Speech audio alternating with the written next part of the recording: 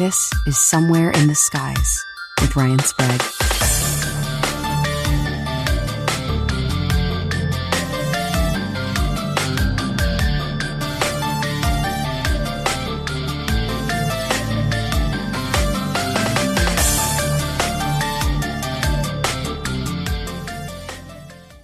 Chris, welcome for the very first time to Somewhere in the Skies. I appreciate it, man. Thanks for having me on. I appreciate it. My pleasure. Now, a lot of us have been keeping up with everything going on at Skinwalker Ranch as of late. We've got the television show. The new owner has come out in the past few years to tell us about what's been going on. And we even learned that a government program funded the ranch for an amount of time, which I know you're going to have some stuff to say about as we get into it. But let's tell our viewers and listeners, if you don't mind, maybe a little about who you are and your connection to both Skinwalker Ranch and also the Nevada testing site and Area 51. This is crazy when I heard that not only had you worked out at Groom Lake, but you also worked at this mysterious ranch in Utah. You're like a UFO podcast's dream guest. So, yeah, man, give us the origin story if you don't mind. I guess right place, right time, I guess. But no, I was born and raised in small town in Kansas. And basically when I got out of high school in 97, I joined the United States Air Force to be a security forces police officer. And that led me down to being stationed at Nellis Air Force Base in Las Vegas in 1998 as a main-based police officer there. And I worked there from 1998 to 2006 active duty. And during that time, I was also a cadre instructor for GCTS Ground Combat Training Squadron up in Creech Air Force Base, Nevada. And then in 2006 to 2009, I went to the IMA Reserves for the Air Force. And then in 2006 is when I actually got hired with Department of Energy for the Nevada test site. And that kind of led me on the path. My reputation in the Air Force, it's, Nellis Air Force Base is a very unique base because obviously Nevada's got a lot of black world projects and stuff going on. So if you're working security or law enforcement out there, you kind of fall in line. There's other options. You can work Metro Las Vegas or Northtown PD or, there's tons of different jobs. But I went down the DOE site because I had a lot of friends there. And that's who kind of got you in the doors. You kind of get vouched in, like a friend's like, hey, you should apply. And then so I started working there at the Nevada test site for several years. And then my wife, who I met in the Air Force, she was also a police officer at Nellis. And she got orders to Malmstrom Air Force Base. And so this is back in 2009, late 2009. So we go to Malmstrom Air Force Base because she's from Montana originally, so we thought this was a good move. And then we get to Malmstrom Air Force Base, and I don't know if you've ever been out there in Great Falls, Montana, but it's almost as flat as Kansas. Yeah, but pretty bad. Still some good folks out there, and we enjoyed our time out there. But she got pregnant with our first son, and the Air Force was kind of downsizing at that time. So they gave her the option to get out, and she was like, hey, I don't want to be a military mom, always deployed and never see my kid. And I'm like, hey, I get that, because as a cop in the Air Force, you're gone all the time. So I'm like, well, that means I could better roll the dice back to Vegas because that's where all my connections are at. I had a job lined up with the Federal for the Federal Marshal Service in Montana, but this is in 2009, 2010. There was a federal hiring freeze. So then I started making phone calls back to Las Vegas. And the first person I called was my old Air Force supervisor. And I said, do you have any leads? Naturally, I was trying to go back to the Nevada test site. And he was like, well, no, everything's on a hiring freeze. But he said, you might want to call this other guy who was another ex-Air Force supervisor who worked for CSC, which had the contract for Air 51. So I call him up. And as I'm driving to Vegas, I get hired pretty much en route to Las Vegas with CSC for part-time work until a full-time job opened up, because I still had an active Q clearance. So that was a big positive. So when I got to Las Vegas, I ended up making some more phone calls, and then I reached another old Air Force buddy of mine who had this gig in Utah for BAASS. And I applied, and I got the job, did the interview, and I was working both places at the same time. I was working for 51 part-time, and then full-time for BAASS. I needed a full-time job because I had a kid on the way. So that's kind of a long roundabout way. And then a full-time gig opened with CSC for the Janet detail, and I worked that for a while, and I actually quit BAASS. I quit BAASS, went to CSC full-time to work the Janet detail, and then some pay issues came up, and I was forced to kind of go back to my previous job at BAASS, at Bigelow Aerospace, and that's where I ended up, and I stayed there until I left in 2018. And then I came here to Kansas, and I'm still currently a federal police officer out here. So that's kind of long, drawn-out question, but that's my career in a nutshell. It shows a dedication to something you're clearly very good at to be hired by places like this. Two questions to kind of piggyback off of that, if you don't mind. Yeah. Now, for any of our listeners, myself included, who aren't familiar with what a Q clearance is. Now, we know there are different levels of classification. What exactly is a Q clearance, or what can you tell us, I guess, of what a Q clearance is? And what was like a day-to-day working security out at Area 51 with Janet and everything?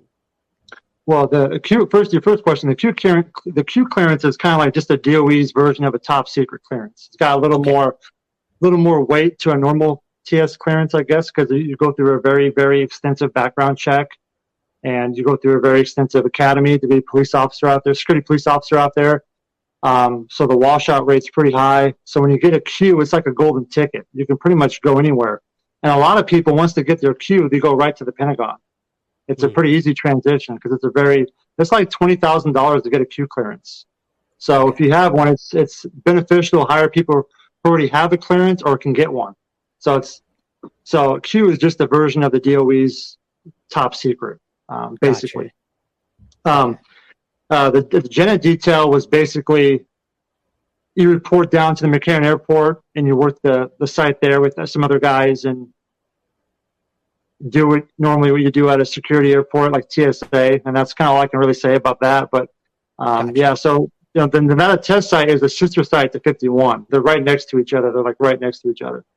So 51's in a very strategic location because you have Nevada test site, and then you have Creech Air Force Base, Totem Paw Test Range, Nellis Air Force Base, the natural surrounding mountains. It's a perfect location to have a facility like that, and it's all overlapping layers of security for basically one site. And the Nevada test site itself is the size of Rhode Island. That's how much area of responsibility you have out there. It's huge. A lot of stuff out there. So with the Nevada test site, you sign lots of NDAs going in and leaving that job. So there's not much really I can say about working for the Department of Energy and working out there at the NTS. But I really enjoyed my time out there.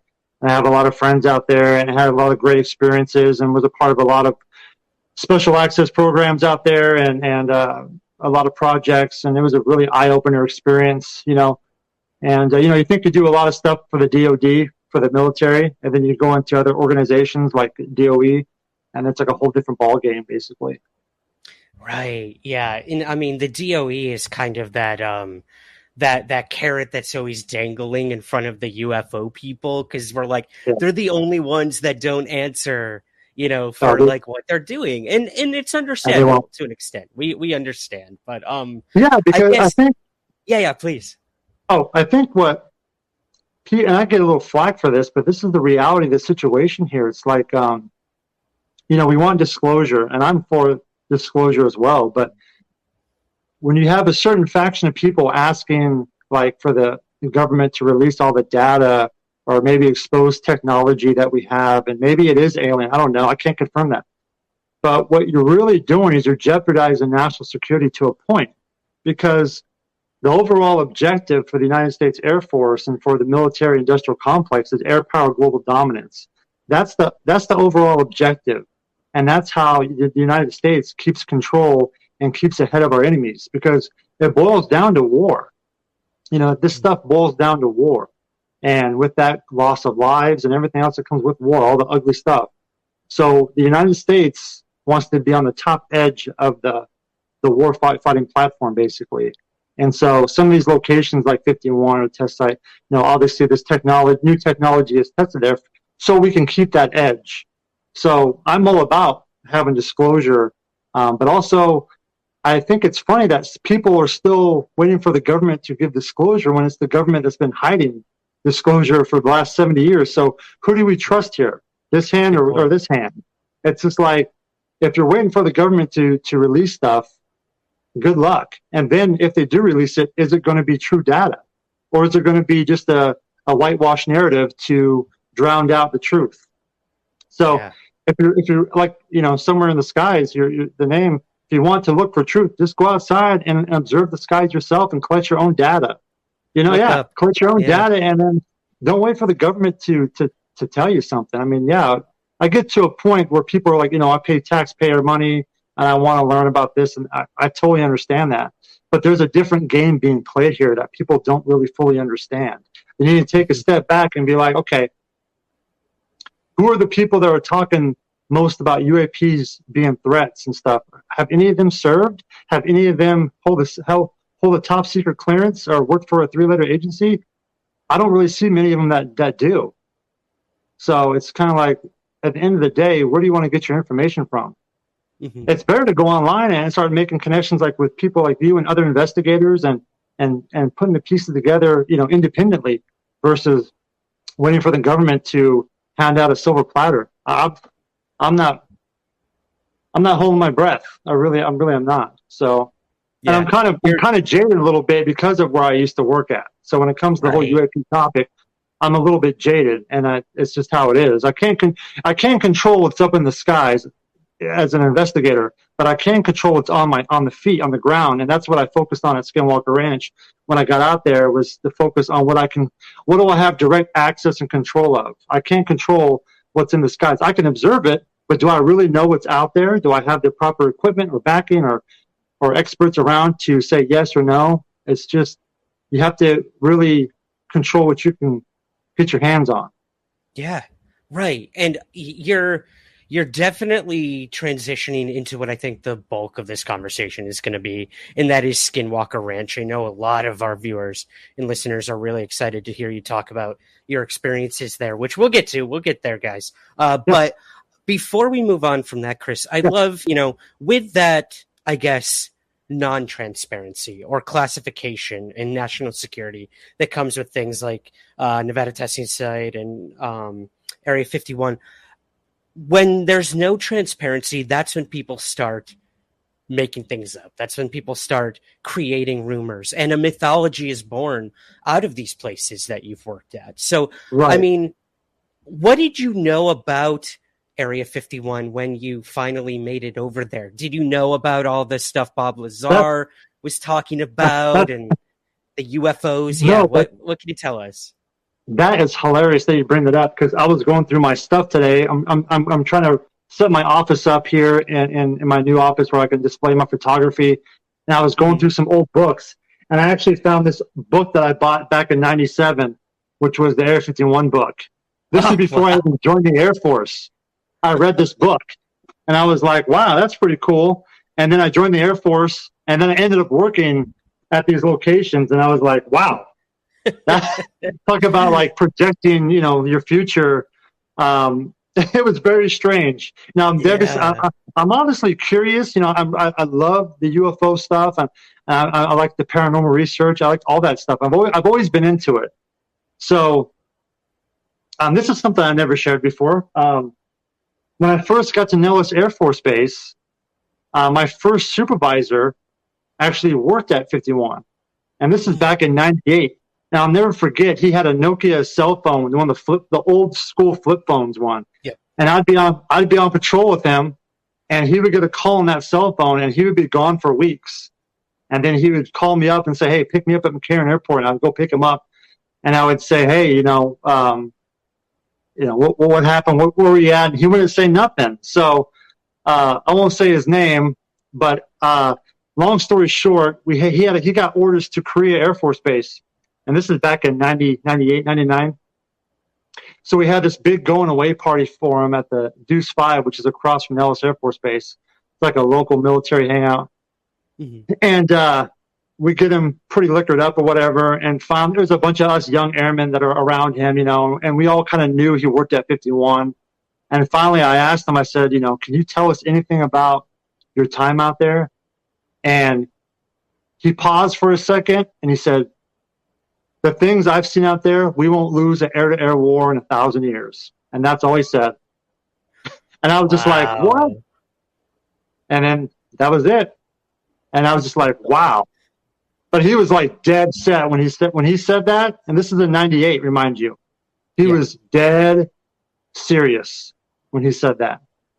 So it makes you wonder, kind of like, okay, if there's technology that's out there, let's say the Tic Tac is some of that technology or whatever, you're looking at a situation where we might have technology that could replace the entire military fleet of aircraft. We're talking trillions of dollars of money that would be just gone. Like, it'd be outdated aircraft replaced by some type of superior technology, you know. Not saying that Tic Tac is that, but it makes me wonder, like, what if that is our technology, you know? But I also like to play on the fact that with the oceans, you know, what do we know about our own oceans here? You know, what if this technology comes deep from a different species within our Earth's crust or whatever, and it's evolved into this hybrid humanoid where it has to come surface to refuel? I don't know, but it makes me wonder. Our own oceans would be a good starting point to look at as well, you know. I don't know. It's something I've always kind of been curious myself about what's really down in those ocean, in the deep ocean, you know. What's our own Earth, the secrets of our own Earth, you know. Yep. Yeah, I tend to always keep that in mind, that, you know, we're so trained on the skies and what could be out in the outer reaches of space when we know so little about our very own planet. And I think you're right. There has to be some sort of reason, logistically and mathematically, statistically, I guess, that so many UFO sightings occur over bodies of water, or at least reported that way, even in the military. And then you have places like, I remember researching a place called Autek, like this underwater military installation that had like a restricted airspace that reached like the outer atmosphere, which is crazy to think. Like, what could they be doing from underwater to the outer reaches of space? What's being tested there, flown there? It blows my mind, man. It really does. But I knew a little bit about Bob Lazar. Obviously, I saw when I was working at Nellis, listen to the normal news. I would see George Knapp's broadcast sometimes when he'd recap Bob Lazar's story, and I was very intrigued. And this is all before even working at these locations, you know.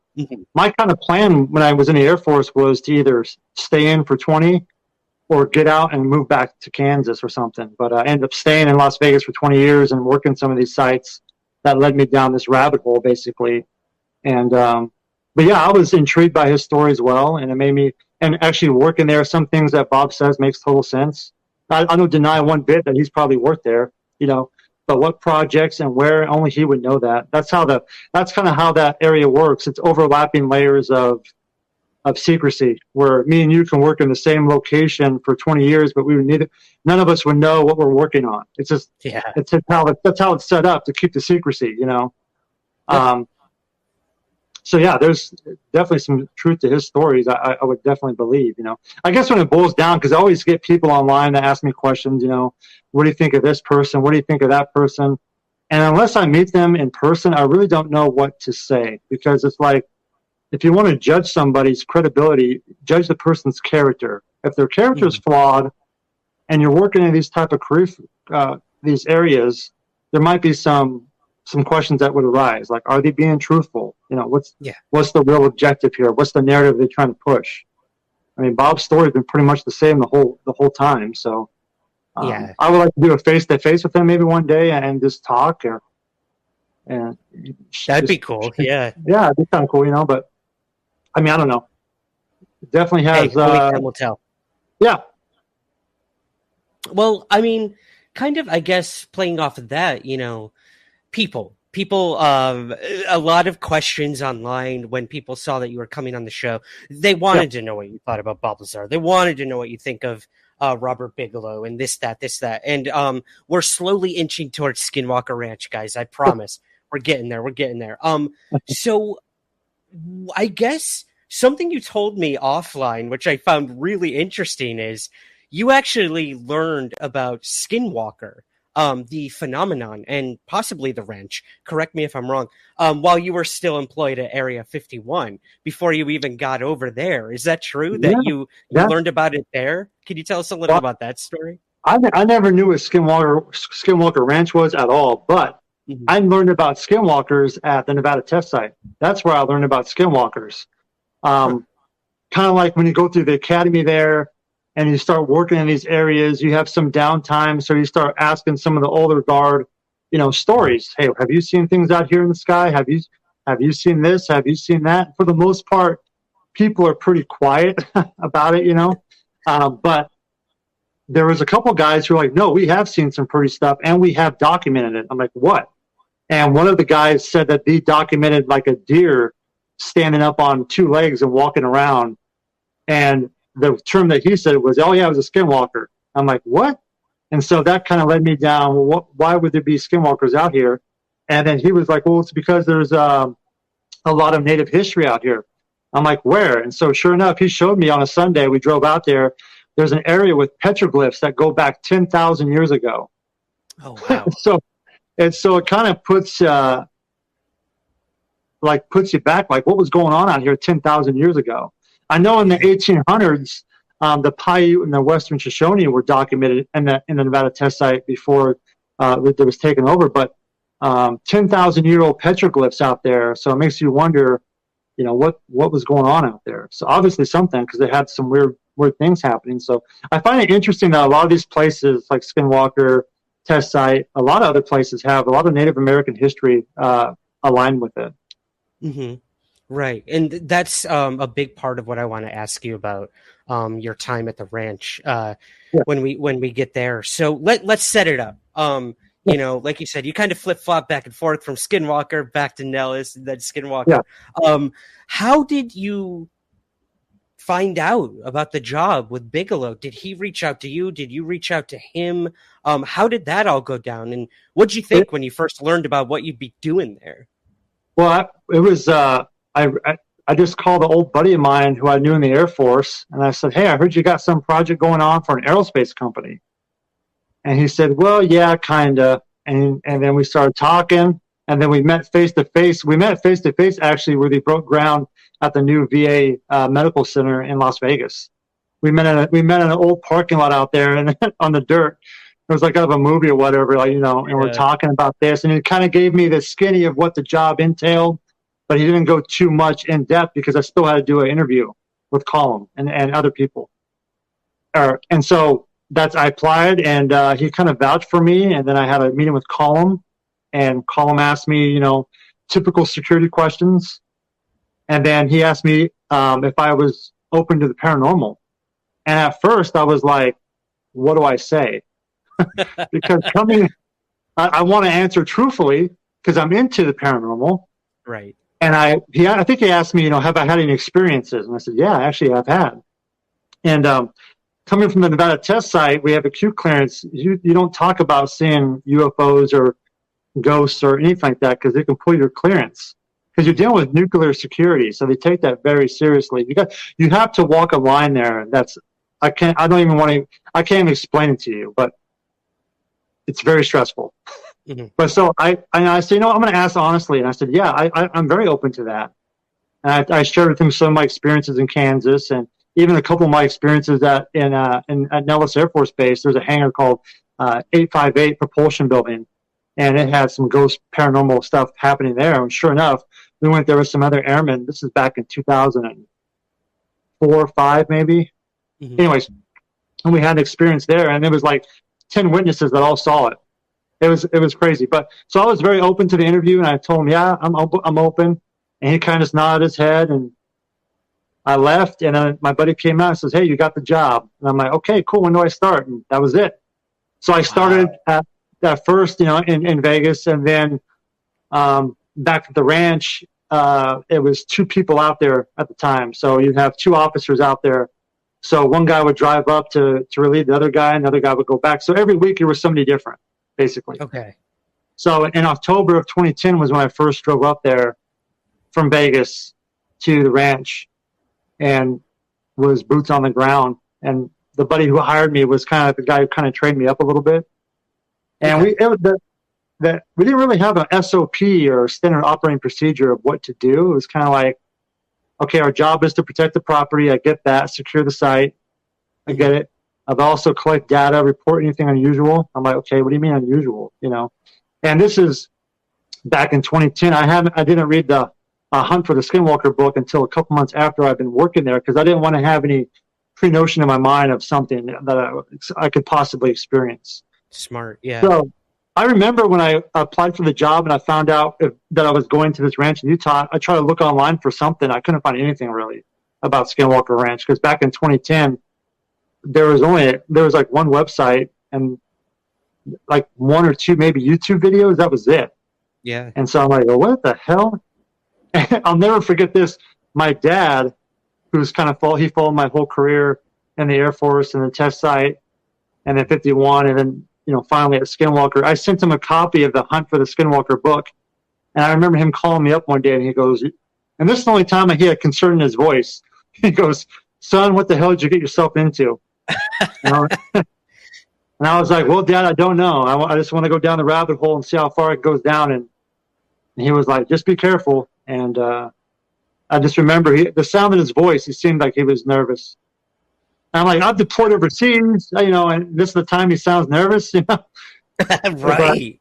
For everything you've gone through, and then that's when he's nervous. Yeah. Yeah. So then that's kind of what started my time at Skinwalker, was in October of 2010. And that's where it all started.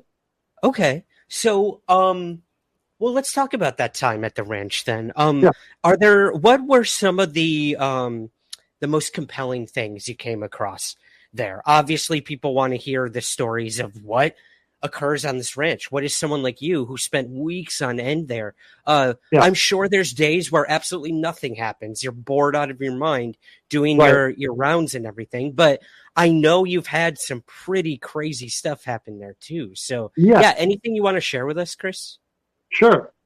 I've been kind of hesitant about some of my experiences because I don't like to say things unless I can back them up with either a second witness or photographic evidence or some type of physical evidence. So I would say personally the experience that stands out the most is the large wolf or canine experience I had in October.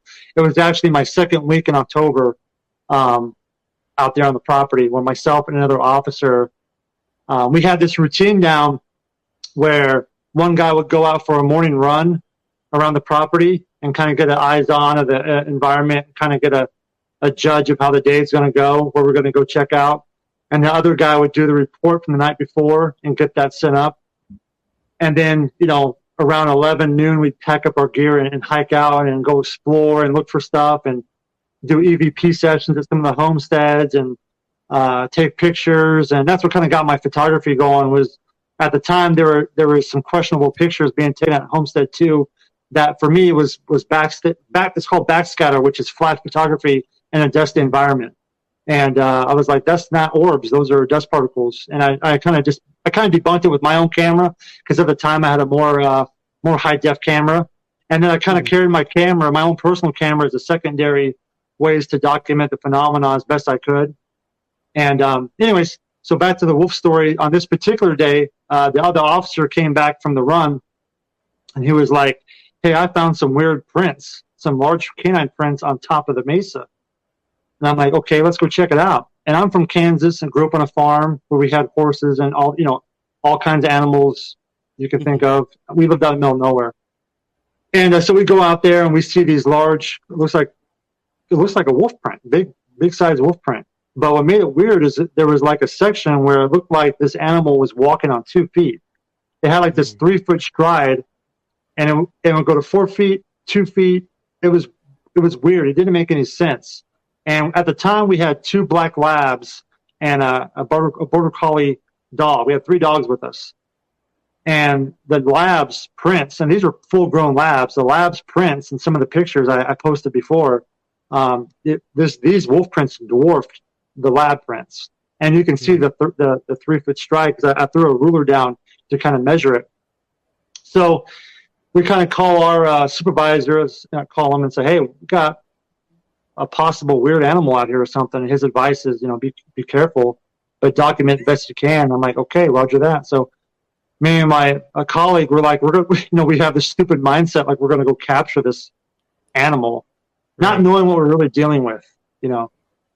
This is in 2010. So that night we go out. I think it was the next night we go out, and we have all of our gear with us, and we're out until like 3 o'clock in the morning. We're setting up little makeshift campfires everywhere, trying to draw this animal in.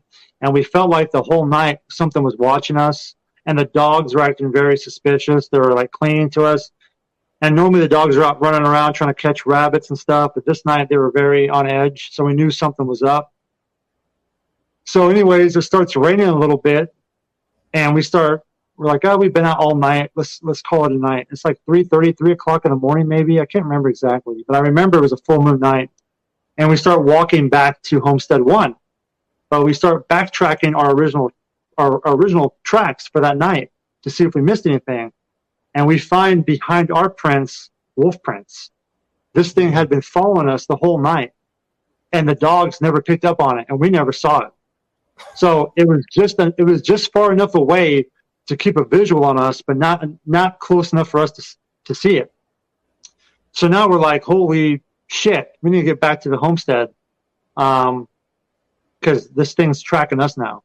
So we're walking on the main dirt road that you see on the TV show, and we're going around the curve. Actually, this all happened at the triangle area.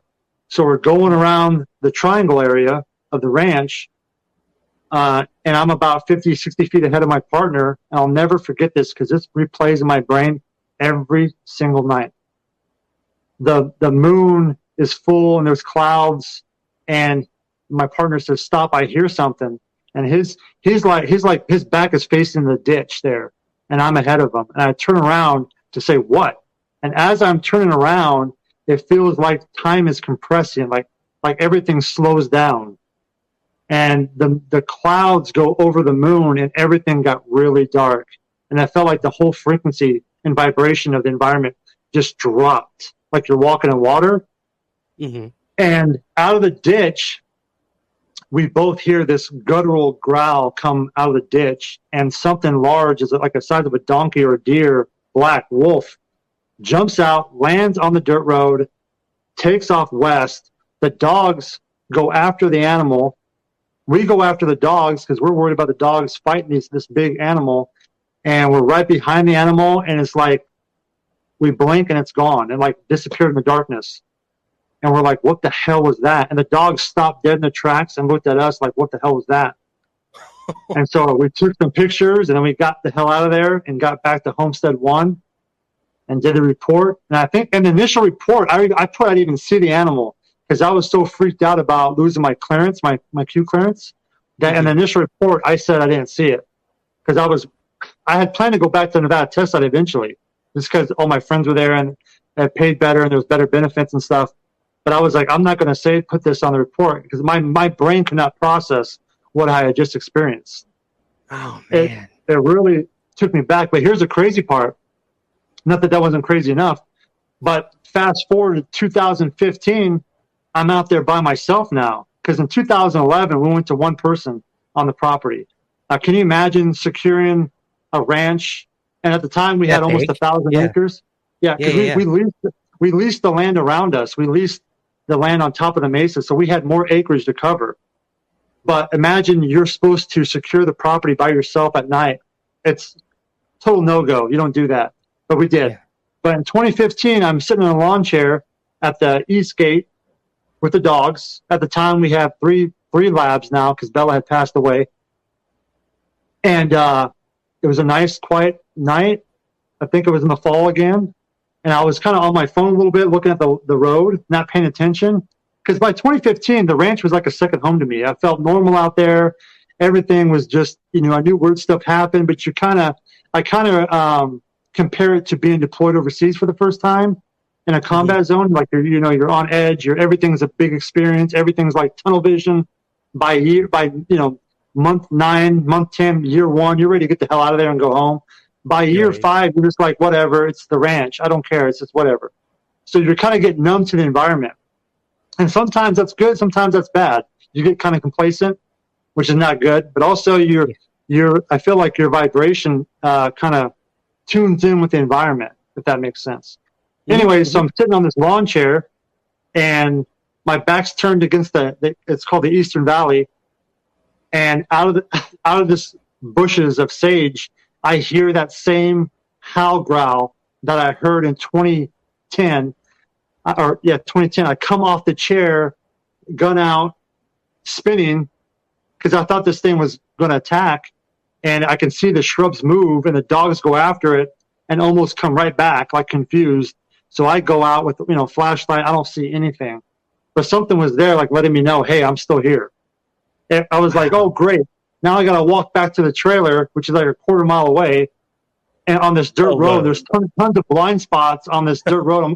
I'm going to get flanked by something, and I'm not making it back. So I remember walking back that night, like just gun out, like, oh, this is it. I'm going to die. I'm going to die today. I'm going to die on Skinwalker Ranch. Yep. Yeah. Oh. And I was just like, give me a break, Damn. So, and then other things that's happened out there, UFO related, not too much stuff that I would say I can consider UAP or UFO. But again, remind you, I didn't spend that much time staring, like looking for that. I focus more on the ground because I treat the ranch like a giant crime scene. I wanted to collect real hard data evidence that I can link with the phenomena maybe. But anyway, I had a spot out there on the ranch I called Meditation Rock, and I would go out there with the dogs at night sometimes, especially the last couple of years I lived out there. I would go out on the rock and sleep on the rocks at night with the dogs and watch the stars, because I really felt like the more time I physically invested in the property, the more things would open up. I feel that is key to understanding the ranch. You have to really put your sweat equity and get your boots dirty, and you have to really invest your energy into that environment to understand that property. And when you do that, I think things open up. At least it did for me. And I would go out in this rock and watch the stars, and with the dogs. It was a great time because, looking back now, there's TV shows, documentaries, everything's Skinwalker. Is like it's on Netflix now. Back then, the ranch was, in my brain, was never going to be a mainstream topic. It was just a place that I worked at, like another site that I secured before, the DOE and the test site, and my time at another job assignment. But it was a place I actually fell in love with. I loved being out there. I hated being away from my family, but I really enjoyed my time out there, and I made my time useful. So I would do my photography to help pass the time and explore and look for things, and I kind of felt pretty connected to the place. That's great, man. And I love this idea of investing in the environment, and the environment will invest into you. Like, it is such a give and take. And a big part of your time there was documenting certain things, a lot of the Native American history, which gets overlooked a lot when it comes to Skinwalker Ranch. Let's be honest. It's kind of based around this Native American curse or folklore of the area. And that's all we really hear about it. And then we now move on to the UFO aspect, or the portals and the wolves and this and that, which is, like, of course, amazing and literally phenomenal. We don't know what it is, but there's this whole other aspect to all of this that gets overlooked. And I think people like you, like James Keenan, like Carl as well, Carl Vibe, you guys are documenting very important things that are getting overlooked by the mainstream when it comes to all this. So I'd love to ask you, what did someone like Bigelow think about your kind of approach to the ranch? I mean, he's hiring people there to investigate and try to figure out what's going on with all the paranormal stuff. But then you've got this ancient history there as well. Did that ever come into it when you were hired, or with Colm? And what did they think of your whole approach to investigating the ranch? It's kind of interesting because there was a serious lack of communication during my time out there on the property. So I'm not sure what Bigelow really thought. I know that one of the reasons why I quit the first time was because I was documenting Native American artifacts around the whole entire property. and it was being overlooked. And I actually received an email from somebody. It wasn't Colin, it was somebody underneath him who said, "Stop reporting artifacts. It's not important." And I was like, it's 100% important because it's history. And for the first time ever, it's physical evidence. And through this evidence, we can find what was going on. Because in all Native American, not all, but in the majority of the tribes, especially in Utah, talk about the Star people and their culture. So we're not going to explore this aspect of what tribes were out here. It wasn't just the Utes. It goes back to the Fremont and then even beyond that. Because let me show you how important this is. In one area, like on the TV show, the finale where it shows the pillars and the pentagram that they capture in the last episode. That area, the Eastern Valley, is where I spent 90% of my time because I felt naturally drawn there, but there was also an abundance of artifacts out there in history. And I documented. So my thought process was this. I had a topographical map of the property, and every time I'd find an artifact, I would take a picture and GPS it. And then some artifacts I'd bring back to Homestead One to do further analysis and online research as best I could. Some of the artifacts I actually took down to Vernal, Utah, and had professionals look at to get dates. And I would document all this stuff because I felt like if I could connect people's experiences to maybe an abundance of artifacts, there was a solid connection there for the first time ever. It wasn't just like, oh, it's this or it's that. Or, there was no direction when I first got hired to what to look for. There really wasn't. It was like anything out of the ordinary, report it. I'm like, okay, be more specific. There was no like, hey, focus on this or focus on that. So when I got told to stop reporting it, I was like, what's the deal here? So that kind of upset me a lot because I invested so much of my time doing that, and I thought that was extremely important. And I still do to this day. So much so that I've gone back to the basin on my own and documented other locations around the entire basin that have the same type of connective phenomena, which is, reporting skinwalkers and UFOs, but there's also a Native American base there, But in the area in the Eastern Valley, the artifacts are this important. In one location, I found artifacts that go back 1,500 years ago, the archaic period. In the same location, I found paleo artifacts that go back 10,000 years ago. So you have overlapping layers of history in one location. What was going on out there during that time, much like the Nevada test site where they saw skinwalkers, and there's petroglyphs that go back 10,000 years ago. And Skinwalker Ranch, same thing. McConkey Ranch, same thing. Blind Frog Ranch has stuff out there.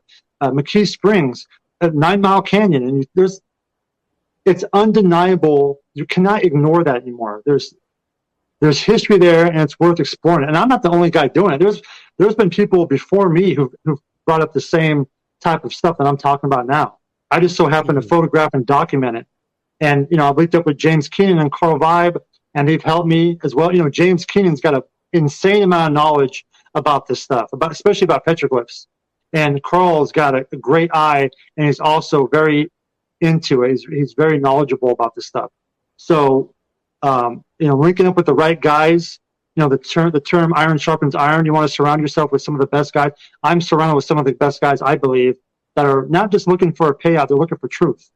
And that's important when it comes down to it, because I think there's something worth exploring more. And that's what I'm continuing to do on my own, is that. I know Colin was more open to it.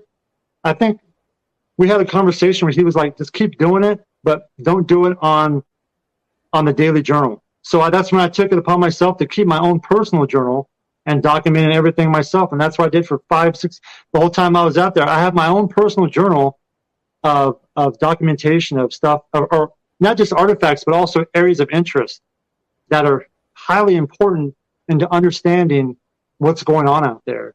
And when, like, the whole UAP stuff that's out now, it seems like that's such a mainstream topic. It almost seems like that's the new narrative now that has to be crammed down everybody's throat, is everything's UAP. Everything's UAP, UFO. UFOs are threats. UAPs are threats. I don't buy it. I don't buy it, man. I don't buy it because of where I used to work at, but also I'm having an open mind here. If we're talking about real aliens, is that what we're talking about? Okay, so we're talking about a culture of beings that are so advanced, they're going to come here and do what? Wipe us out? Are we going to be able to stop that? I don't think so. I don't think that we're going to be able, but why would they wipe us out? They're probably coming here using us as a resource, much like we use cattle as a resource. So they probably view us as nothing but cattle, and they use us as a resource. So then they're not going to hurt their resource. They may stop us from hurting ourselves because I've said before, the only threat to humanity is humanity itself. We are such a destructive species. We're bound for extinction. And we don't care. We're just like, whatever, doesn't matter, because we have so many distractions now. And that's why the Native American stuff is so important. These people didn't have distractions. So if they're taking the time to make petroglyphs about portals or whatever, giants or whatever else in their area, they're doing that for a reason. They're not just bored, okay? We're talking 8,000, 10,000 years ago. People are foraging and hunting every day to live. They're not going to get bored and say, hey, I'm going to go scribble on these rocks because I'm bored. No, they're trying to relay information. And so it's just ignored because we're taught in our culture, in American culture, to like not focus on that. When in reality, full circle, we need to be focusing back in the native tribes and their cultures and their teachings because they had it right. You know, we want all these scientific explanations and data and evidence, and I get that. I'm totally for that. But maybe it's more important if we just sit back on a mesa or on a rock or by a river and just absorb the moment and learn. That's the key, is absorbing the time. And who cares about documenting the evidence? I get to a point, but it's more important to focus on the moment. Because I've said before, the ranch is bigger than a TV show. It's bigger than my photography. It's bigger than a contract with the government. It is real Native American, indigenous culture, history. And it needs to be respected and learned. And the only way to learn is just sitting there and absorbing it. You have to be there to absorb it. You have to go out to these places, these petroglyphs, and see them for yourself and think to yourself, what was going on out here? You know, because in today's society, we're so distracted with iPads and TV shows. They didn't have anything like that. The stars were their iPad. The earth was their Netflix. And that's what they watched. And they learned from that. I mean, let's be real here. It's just like, it feels like I've been taking crazy pills since 2011, because in 2011 is when I found my first artifact in the Eastern Valley, and that flipped my whole perception of everything. I was like, whoa, there's something else going on out here. And then I felt like, this may sound crazy, but it's the honest to God truth. The whole time I was out there, I felt like I was being guided by something bigger. Something was guiding me to find this stuff, because it wasn't just one artifact. No. It was other areas of interest. Some of those areas, which I showed on the TV show, a cave that was on the show. That's one of many areas I know out there personally that are very important to the overall aspect and view of the ranch. And I think it's great that Utah's getting that, attention, because it's drawing more people out to the basin so they can experience themselves and make their own assumptions. Because it's very easy for us to be very judgmental at home and armchair quarterback stuff, and you never go out there and experience it. And you don't have to even go to Utah. There's places probably in your local areas with Native history that you can go out and just learn about it. You might learn something. And really, for me, the ranch was about spiritual evolution. That's how it boiled down to me. It was just about evolving as a human being. And that's what I kind of did with mine. I kind of showed that through my photography. Like the ranch, it's viewed as a real scary, like you always hear, the spookiest place in the world, the most paranormal hotspot. And it is. The ranch can be as dark as you want or as light as you want. It's based on the individual, what you're going to focus your attention on. And I focused on the dark a little bit, and then I focused on the light. But my primary focus was the light. And capturing the beauty of the ranch of the property, that was my focus. And I kind of felt like that opened up the ranch more, because I was so focused on subject matters of artifacts, rock formations, the vegetation, animals. And so that kind of helped me understand the ranch more. I used to do this thing to put my mind in the focus, like laser focus. I would imagine that I had just landed on a different planet, and I was an alien or an alien explorer, and it was my job to find proof of life. So I would land in Utah, and it was my job to go out and find artifacts, to find evidence, to later go back to report. And that kind of helped me focus on the minor details of being out there. And I still kind of use that technique today. I go out and I say, okay, I'm an alien. I just landed, and it's my job to find proof of life. It sounds Yeah. crazy, but that's just, I don't know. Maybe I was at the ranch for too long, had too much time on my hands, but No, I'm just being see, real. exactly, man. And that's what we want. We want you to be real with us because, we get this kind of filtered perception of the ranch through the books, through the TV shows. And, I respect the work being done there. There's no denying, like, I think people like Brandon Fugel and even Bigelow to an extent, like, they wanted answers. They have a burning curiosity. They've had experiences. They want to know, and they have the resources to do that. That's amazing. Absolutely. But the people that are asking, yeah, please. the people that are asking those questions, like Bigelow, Fugel, not so much. Fugel goes out there, but people that ask those questions, they need to go physically to those locations and put that time in. Right. They can't just do a third party and expect to get the truth. Because what if those people who are giving you that information are not honorable people? They're dishonest and they're feeding you a bunch of crap. Mm-hmm. You have to be, I know if I'm passionate about something, I'm going to go directly to the source and figure it out. Or try to figure it out. And that's what kind of Carl did recently. Carl had this whole Magic Mesa thing, and he could have doubled down and said it's all paranormal or UFOs, but he didn't. He went out there and debunked his own thing, and that's saying something. Absolutely. And I think when it comes to some of these locations, there's been people who have lied. I know there has been personally, who've lied to impress people or to get the favors of somebody, or whatever the reason why is. And it's not uncommon to think that it happens every single day in society where employees do their best to, impress their boss. It happens everywhere and every single job in America and across the world. So how is it going to be any different at these locations? You want to impress your boss. You want to produce. But what are you going to produce? Bullshit or truth? I focused on the truth, man. That's it. I love it. Well, okay. Truth is the perfect way to kind of tackle what I think is going to be the most controversial part of this conversation, Chris. And I have to ask because I know a lot of people, they're frustrated with the lack of transparency that came from the Bigelow era of the ranch. A lot of people, their not excuse, their explanation for why they're frustrated is because taxpayer money did end up going to studying Skinwalker Ranch through a Pentagon-funded program. So I have to ask you, as someone who worked on the ranch, were you ever aware that the U.S. government actually was funding some of the research going on at the ranch? And what do you make of the whole government ties to Skinwalker Ranch? Well, that's a good question because nobody sat me down and said, okay, here's the game plan. Here's what's going on. And that's lack of communication.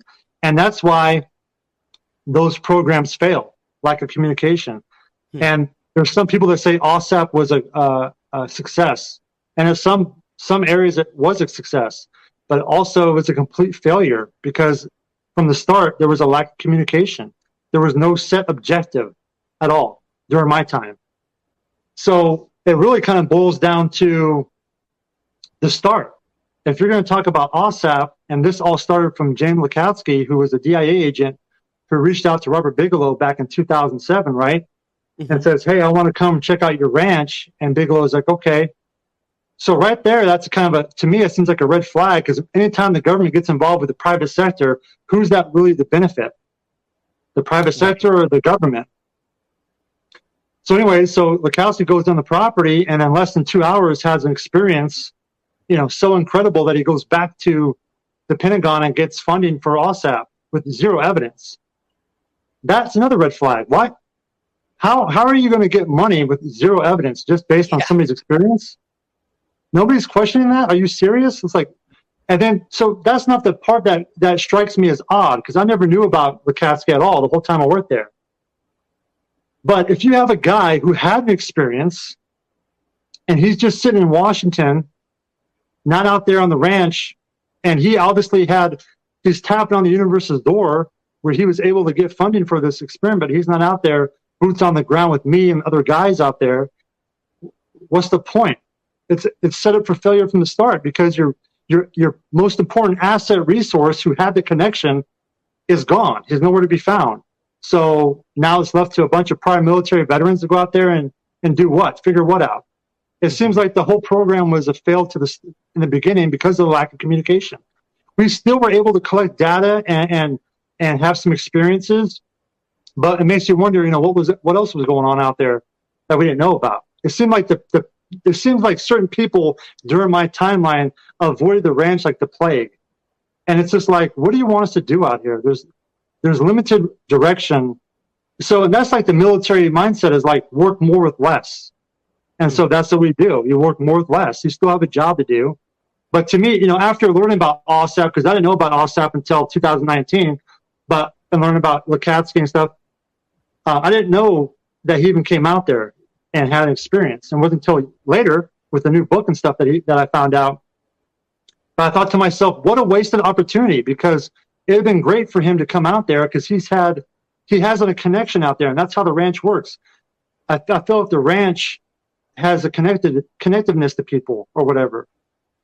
So why wouldn't you want to come back out? It doesn't make any sense to me, It feels like a missed opportunity, And I don't know. If the reason why he didn't come out was because he had a bad experience, and I guess according to the book, there was 5 other guys who came out there, and they all had horrible experiences, and their families were affected. So if that new book that came out was created to set the record straight, and everything in that book is factual or real, and you're saying that these people had all these horrible experiences, why the hell are we out there on the ranch by ourselves indefinitely running and gunning? That's okay? That's not okay. You can't put people out there and not tell them what's going on. I mean, am I wrong here? It seems like, imagine putting yourself in my situation. Right. Put yourself in my situation for a second. And your job is to secure the property, collect data, and you're doing it as best as you can. And you do it for years and years and years. And then to come to find out there was another program going on, ALSAP, and there was people that had horrible experiences that affected their families. And I had things happen to my family, horrible things, that directly from the ranch. And I knew other colleagues of mine had bad things. So my family's expendable. My health's expendable. It's unacceptable. And it's a point that everybody just kind of glazes over. And it's a point that needs to be, at some point, there needs to be some accountability, or at least somebody needs to call me up and have a conversation, because that's the right thing to do. Because I feel like we're just abandoned out there with no real direction. I'm so happy you brought this up, because one of the most, I would say, touchy subjects when it comes to all of this is this idea. I'm just going to come out and say it. Some people think that people like you, or even the current people on the ranch, are being, I hate using this word, but we're being used as like guinea pigs is the term people have said. You have people like Travis Taylor who got radiation poisoning. You had members of, during your time, other people who had ailments or brought home these hitchhiker effects, as they've sort of coined it. But, that's the paranormal side. Then we have the actual clinical, physiological ailments that have occurred on this ranch. So I guess I'll just flat out ask you, what are your opinions on those who do claim that you guys were being used as some sort of experiment? Yeah, man, I'll tell you, it puts me in a dark place. It really does. Because I don't want to think that, but it's hard not to think that when you look back at the timeline and there was lack of communication, like I said, lack of equipment, that's no problem. That's just how it was. Not having one working camera out there, that's suspect. Your job for security, you're supposed to have some type of thing, but there's all these questions. Me and my guys who worked out there, we all kind of joked around about that. Oh, we're just lab rats out here. We joked around about that, but we never thought it was real. But I will say in 2019, I met a scientist in the Uinta Basin, and the first 3 things he said to me, and this is in early 2019, he said to me, we had a private conversation. Actually, it wasn't private. There was other witnesses there. But the first thing he said to me was, did I know about radiation out here on the property in Utah, in the basin? And I'm like, what? No. And then he said, did you know about $22 million? And I was like, no. And then the last thing he said to me, and when he said this, my heart sunk into my stomach. He said, how does it feel to know you're possibly a guinea pig in all this? And I remember saying, if that's true, I don't feel very good about it. And then at that time, my whole mind flipped upside down. I'm like, what the? Then like all these memories started coming back, and I don't know. I'm still left, I'll be honest with you, Ryan, this whole thing about me even coming out publicly in 2019 was probably never supposed to happen. But I have questions that need answering. And I feel like every single time I open up a door, or every time I close a door, two more open up. Mm-hmm. And it just blows my mind. It really does, because I've served honorably for this country. I've sacrificed everything. And especially for the ranch, I sacrificed, but my family has sacrificed. And I will tell you, if that's true, I don't know what to say really. It really, I don't have a lot of words to say about it. Mm-hmm. I'm just trying to figure it out, as best I can. And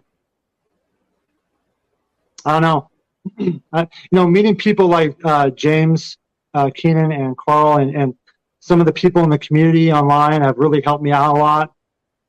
And if it wasn't for them, I'd probably be in a pretty dark place. And then I met Taras Matla, obviously with the University of Maryland. And that was a huge bonus, because I was able to document, or I was able to donate my entire Skinwalker archive to the University of Maryland. And for me, that was a big closure moment for me, because I was able to kind of lock away those memories and some of that stuff. And in a place that will always be there forever. And my kids can go back and view the photography, and it's just awesome. Taras Matla with the University of Maryland, he really helped me out. And it's because Taras saw something online. He saw I had an artistic eye, and he also was like, whoa, this is Skinwalker Ranch. Nobody has ever posted pictures like this before on Skinwalker Ranch. And I posted those pictures online because I want to show people that it wasn't all scary. It was all beautiful. There was some dark times out there, but it's also some gorgeous times out there. But for me, when I look back at my photography, now, and it puts me in that mind frame of being alone out there and using my photography to kind of get through the weeks and get through some of the sketchy times. Because I'll tell you, walking from Homestead 1 all the way down to the West Gate at night at 2 o'clock in the morning, and you're by yourself and you got a couple dogs with you. There's some nights where you get to Homestead 2 and you feel like, you know what? Something's telling me not to keep going forward. I need to go. And I would listen to my gut instinct all the time, because I felt like you're always being watched out there. Yeah. So I don't know. I mean, I don't have any ill feelings to my previous employer. That shocks a lot of people. People think that, oh my God, you should definitely have. Why? How's that going to help? Because if you really talk about disclosure and discovering the truth, I hate to say it, but it comes with sacrifices. It does. So in this situation, I played my position of what I was supposed to do. Other people played their position, and that's how these special access programs work. However, in most special access programs, there's a constant open form of communication where everybody is on the same playing field, and there's information spreading very openly. Mm-hmm. Because in this situation with Skinwalker, because there was a lack of communication, most of the guys, including myself, didn't report half the stuff that we experienced because it seemed like nobody cared.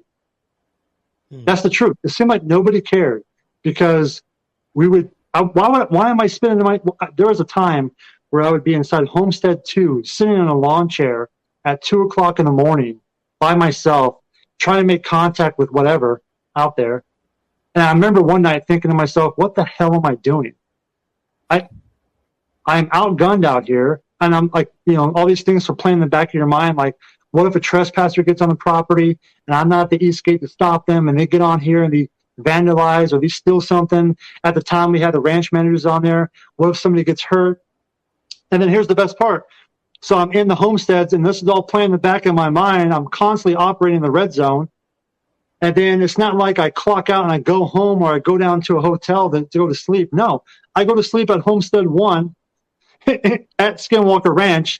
And I remember every night closing my eyes, thinking to myself, I hope nobody gets on the property and puts a bullet in my head.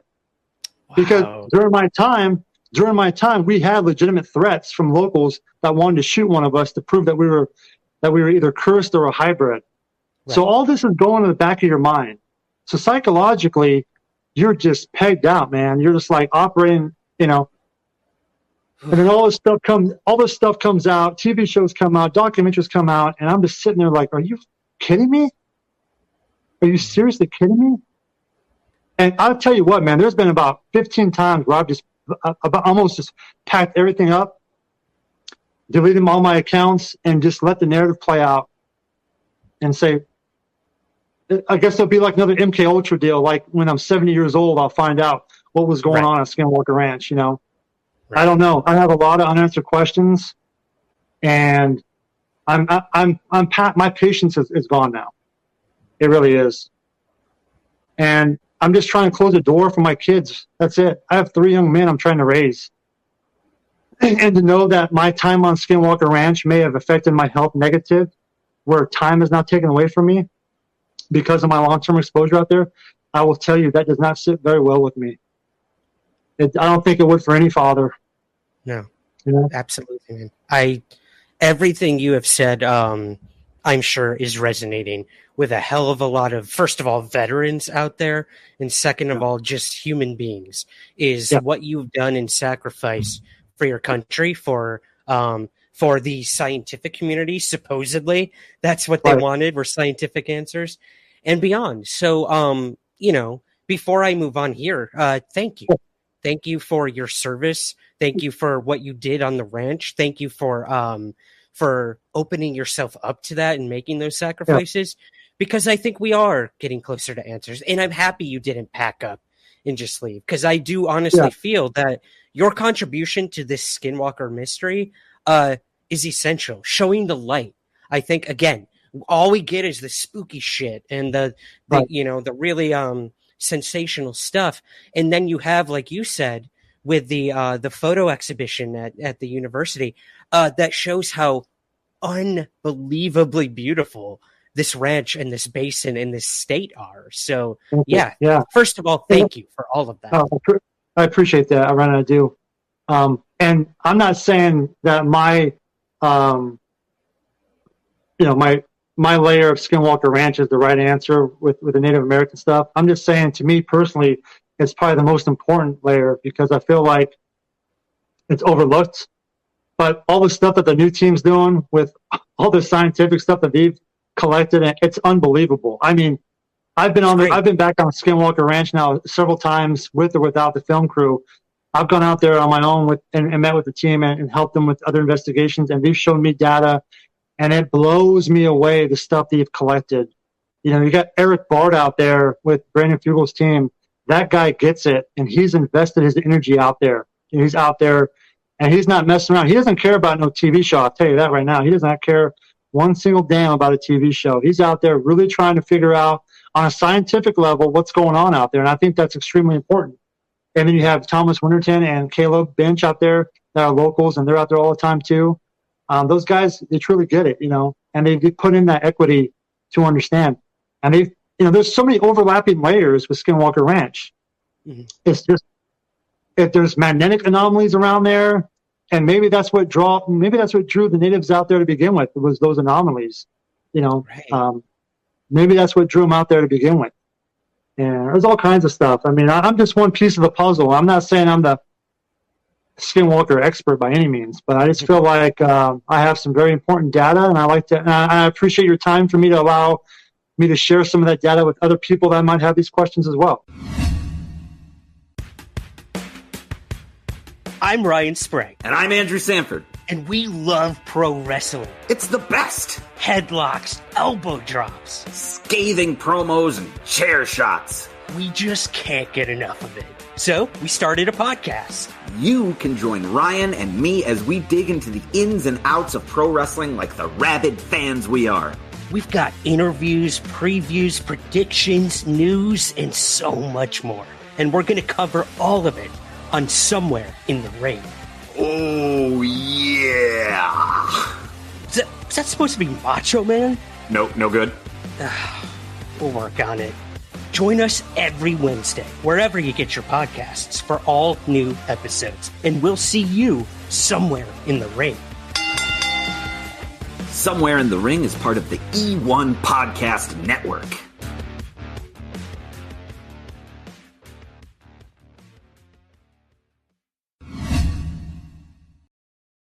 Well, Chris, I've got some listener questions for you, man, if you're willing to stick around. Some people really wanted to ask you some burning questions here. Is that cool?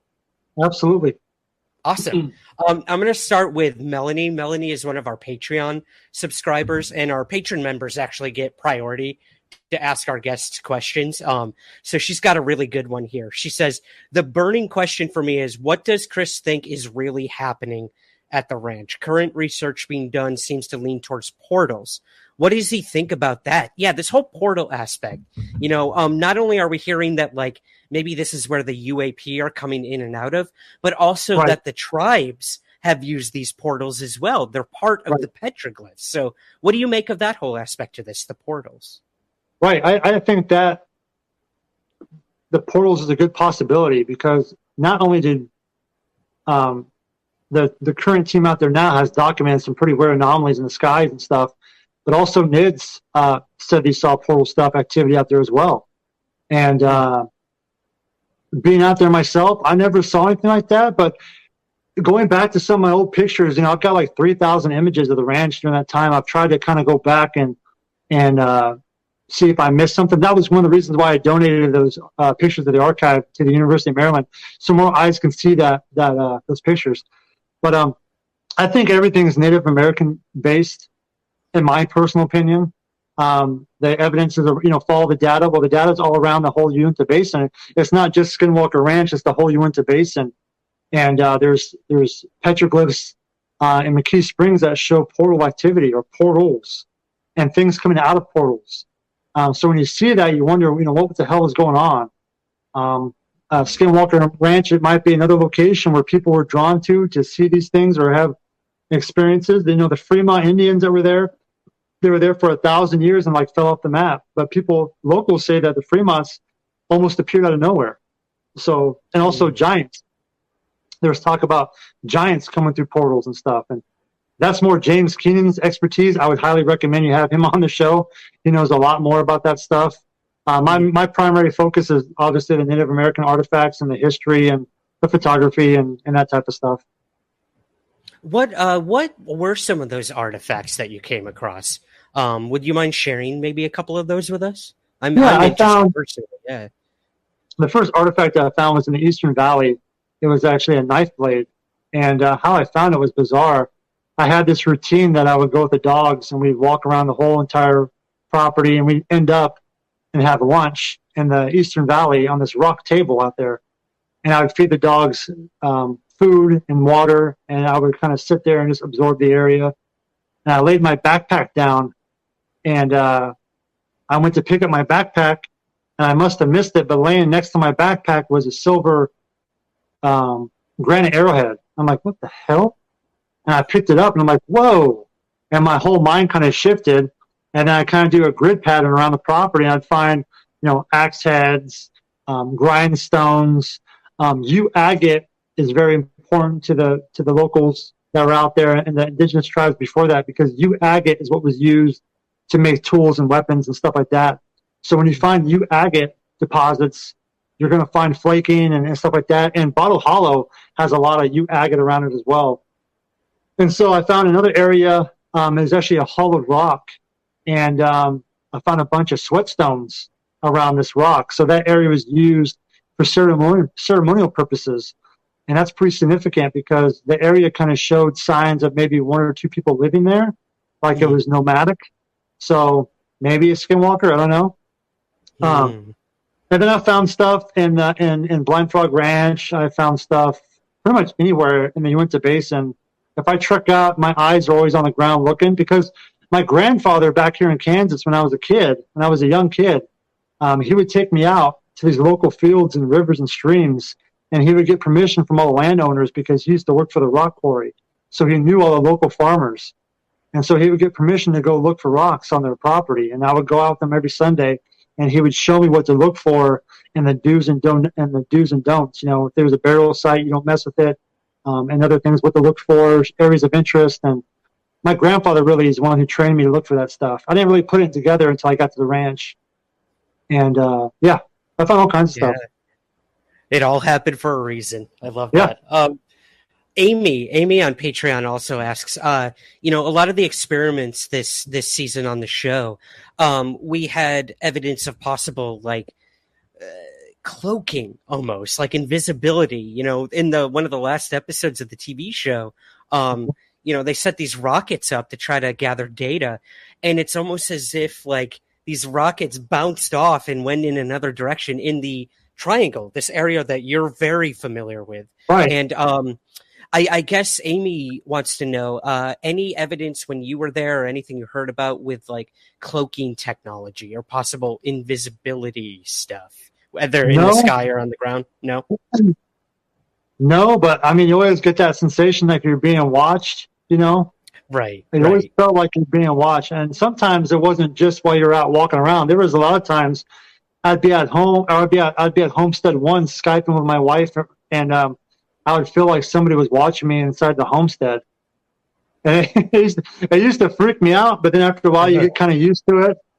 There was one time, I'll never forget this, and I've never mentioned this before, but there was one time it was in the daytime, and I was walking from Homestead 2 down to Homestead 3, and right in between there, I felt like something was in the southern tree line, staring at me, stalking at me, to the point where I actually turned around and faced it and was like, something's in that tree line.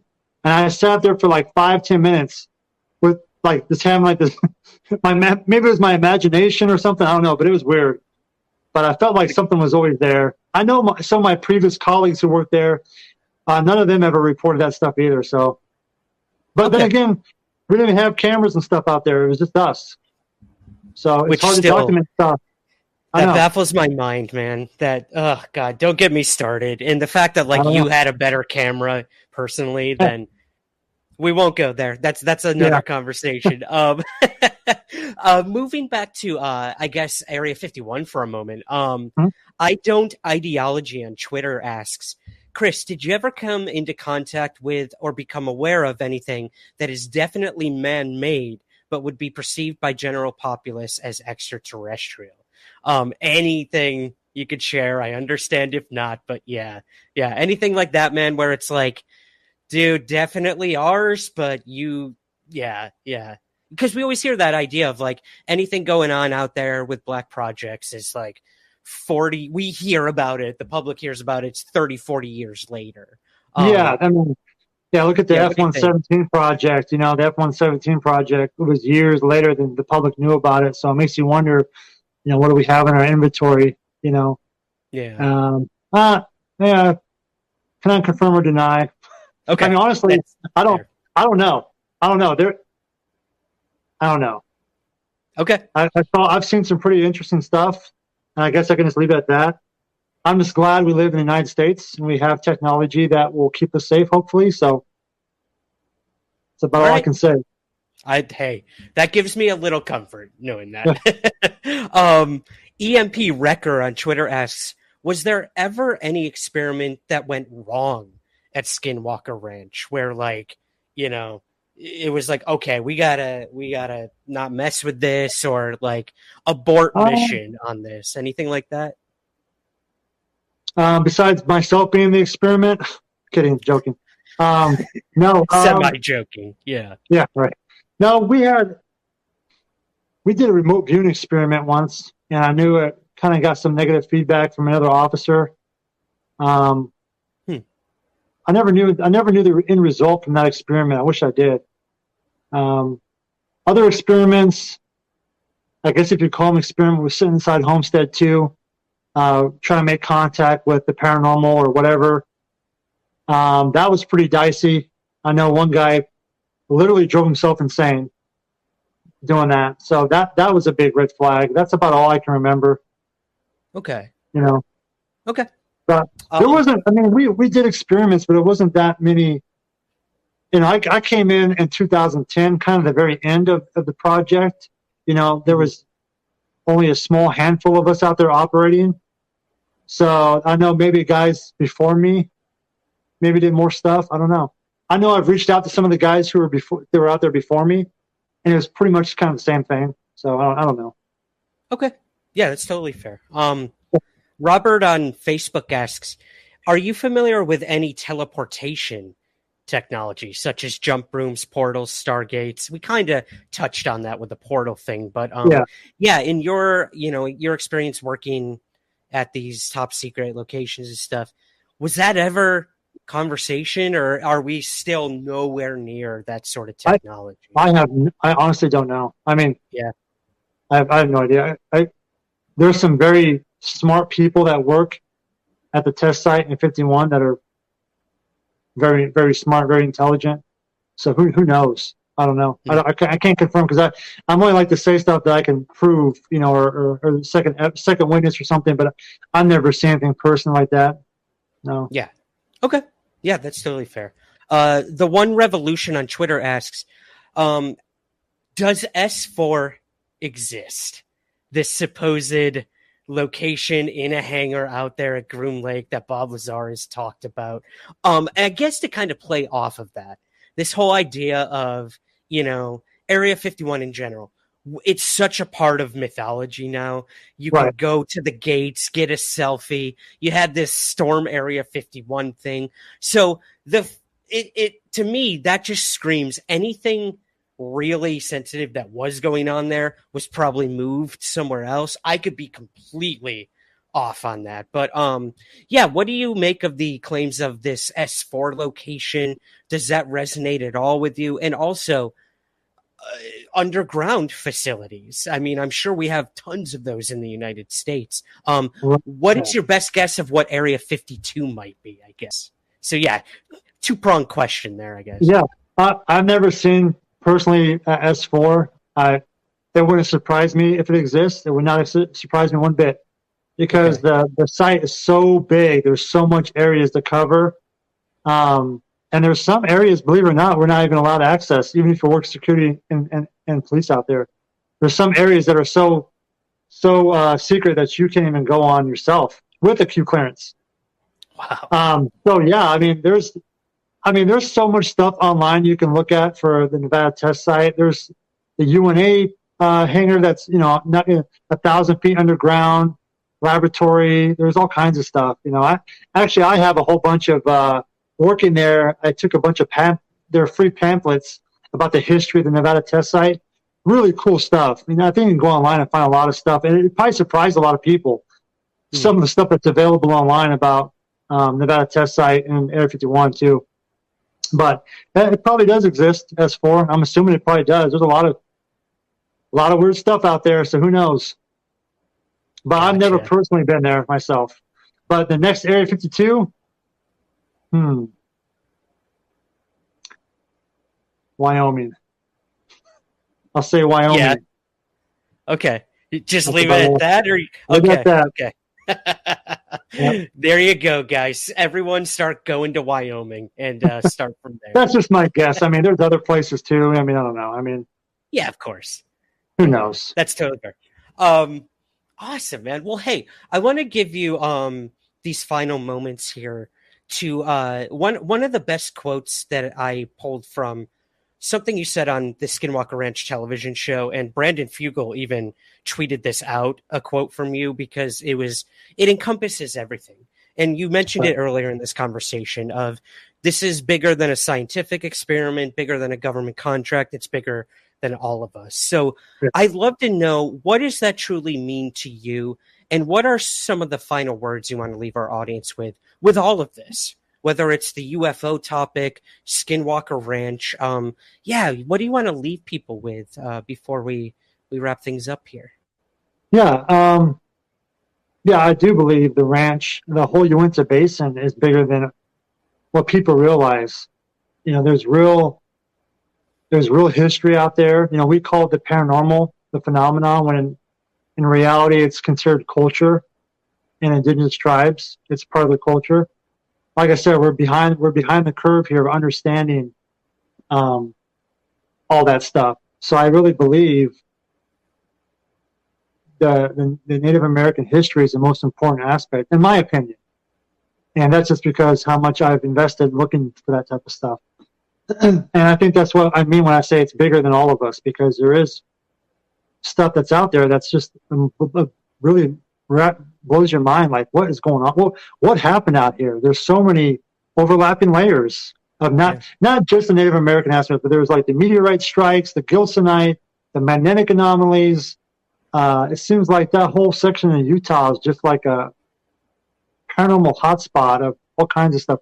But a lot of it all relates back to Native American. And there's been people who've said, well, how come other Indian reservations aren't haunted or report this stuff? And the truth is they do. Yeah. There's several reservations that report this stuff. I mean, my mom was born and raised my mom was actually born in Roswell Air Force Base. My grandfather was working at Roswell Air Force Base back in the day. But my mom actually grew up there. Yeah, I was thinking about that today. My grandfather worked at Roswell. He was in the Air Force, and my mom was born on Roswell Air Force Base. But my mom was also raised around a lot of reservations, because my great-grandfather used to be the subcontractor for building schools and churches and stuff. So she was raised in the Four Corners. And all those tribes talk about UFOs, star people, skinwalkers, werewolves, whatever you want to call it. And I don't know why that's just ignored. It seems like, I don't know, it's just the more pieces to the puzzle, I guess, but for me, that's what I think is the most important, Yeah. One of the most important aspects. I hope people take more time into like really diving back into those cultures and understanding the people who were here before us, and I think that's important. Absolutely. I love that. And you've highlighted that so well with the photography project that you did. So in the final moments here, Chris, can you tell us where we can find your portfolio of all the incredible photos you have? Because I'm going to share some of those in the post edit here with the audience, if that's okay with you. And tell us a little about, I know you have a film project that might be coming up. If there's anything you can share, I'd love to give you that opportunity. Let us know where we can find all your work, if you don't mind. Yeah, Taras Matla, he's the director for the University of Maryland. He reached out to me a couple years ago, and we started a conversation. And he had at first he asked, to buy some prints. And I said, no, I'll just donate all of them to the university, because I wanted to get more eyes on to the situation, with my photography. But that archive is online at Skinwalker Ranch portfolio.org is where you can find that. And there's going to be a mini documentary attached to that, a short one. And it's going to have my own story in it, basically, and highlighting some of my most favorite pictures in it, and some of the flip photography that I do as well, where I take images and I flip them and create like UFOs out of mesa rocks and stuff like that. And and I have a website too, chrisbartel.com. I don't update as much as I used to, but I probably should do a new rehaul and put some more pictures on there and stuff. But you can find some of my other projects I've worked on and some of my old Las Vegas portfolio, because I have a huge Las Vegas portfolio of like 20,000 images. I mean, I have 20 plus years in Las Vegas. I kind of treated like Ansel Adams is one of my favorite photographers. So I wanted to create this approach to Las Vegas. Like, if Ansel Adams came to Las Vegas, how would he photograph Las Vegas? So a lot of my Las Vegas pictures are in black and white, which are kind of cool, or have that feel to them. And so some of my Vegas pictures are on there as well. And I'm still going out to this day and going out and photographing places in Utah.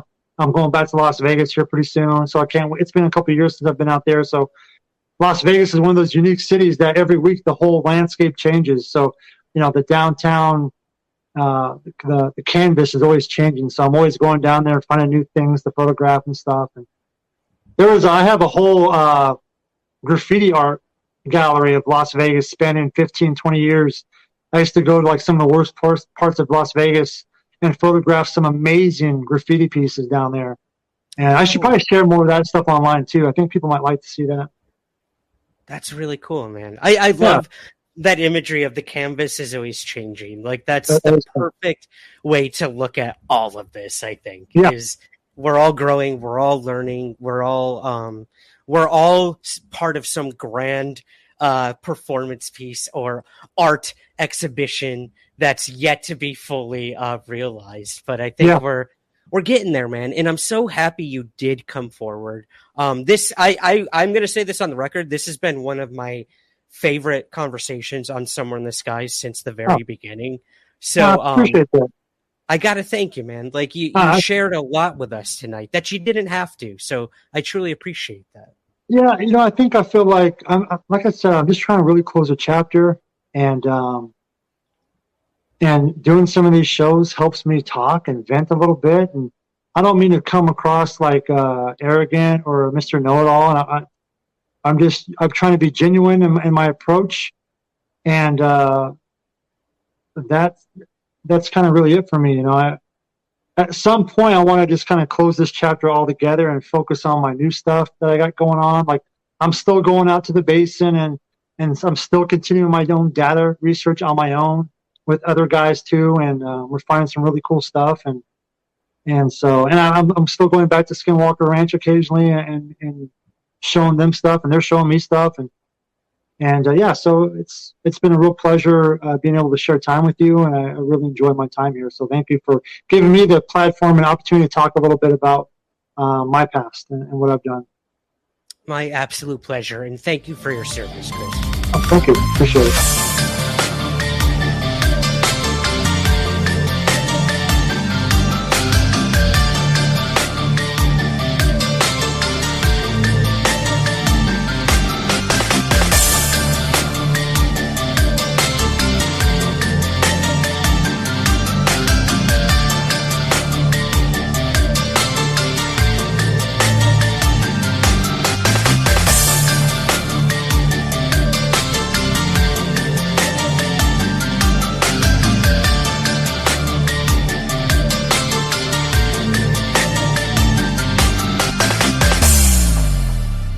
The Somewhere in the Skies podcast is part of the Lionsgate Sound Network.